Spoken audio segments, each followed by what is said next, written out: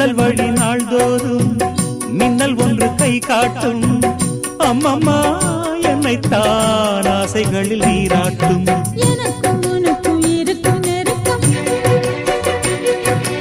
இளமை தொடங்கி முதுமை வரைக்கும். இரவும் பகலும் உறவை வளர்க்கும், இடையில் இருக்கும் தடையை தகர்க்கும்.